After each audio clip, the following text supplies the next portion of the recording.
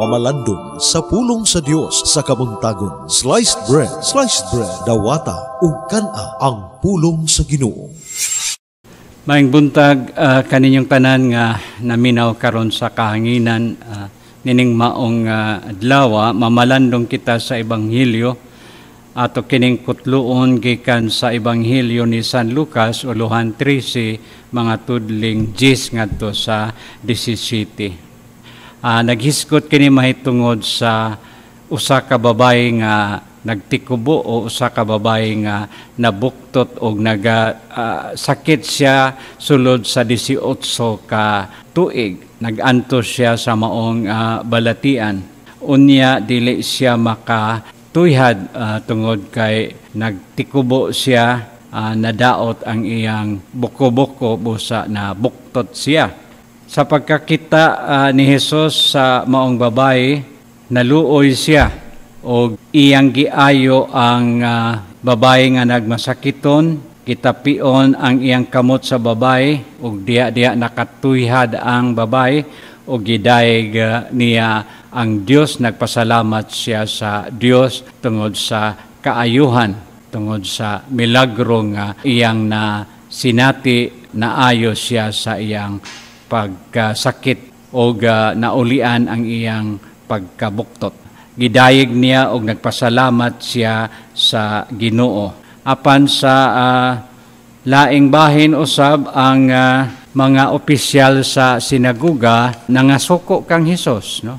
Ang mga tao nangalipay apan ang mga opisyal sa sinagoga nangasuko kang Hesus. Unsay ilang gikasukan kay giayo niya ang maong babae sulod sa adlawng igpapahulay. Busa giingnan nila si Jesus, adunay unong kaadlaw nga ang tao makatrabaho. Anhi kanining adlaw kung gusto kang mamaayo, apan dili sa adlawng igpapahulay. So mas milabaw pa ang ilang pagtan-aw sa bili sa balaod kaysa panginahanglan og bili sa tao. Alang kanila importante ang pagtuman sa balaod, apan alang kanila walay bili ang pag-ayo o pagtagad sa babae nga nagmasakiton o sa babae nga nagantos. Apan kini giusab ni Jesus, iyang giingon, dili ba nga bisan pa sa adlawng igpapahulay kung aduna kamoy mananap nga mahulog sa lungag, inyo mang kuhaon aron siya mahawas gikan sa maong lungag. Ani ay kaliwat ni Abraham ug nagantos siya sulod sa 18 ka tuig. Nganong dili man mahimong ayuhon siya sa adlawng igpapahulay. Niya naulaw ang tanan niyang mga kaatbang sa pagkadungog nila sa tubag niya, samtang nalipay ang tanang mga tao sa kahibulungang buhat ni Jesus.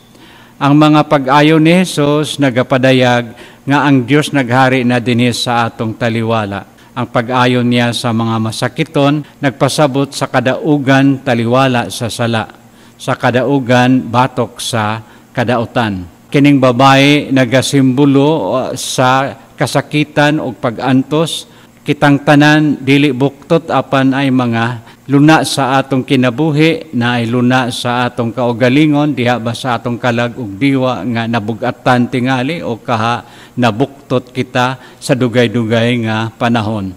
Ug si Jesus lamang unta ang makaayo niini. Apan usahay tungod kay ang kitagaan natog bili, dili man ang atong espirituhanong pagtubo o paglambo, kung dili ang ato rang kaugalingong gusto o kahimayaan mao nga nagpabilin kitang buktot bisag hangtod karon. Busa magampo kita nga unta hikapon ni Jesus, kita ang atong kahiladman, ang atong diwa, ang atong kinabuhi, ang atong katilingban, aron ang unsa mang butang nga nakabuktot niini matulid og mahatagan og katarungan og kahusay. Daghang salamat sa inyong pagpaminaw, ug ang Dios manalangin kaninyong tanan.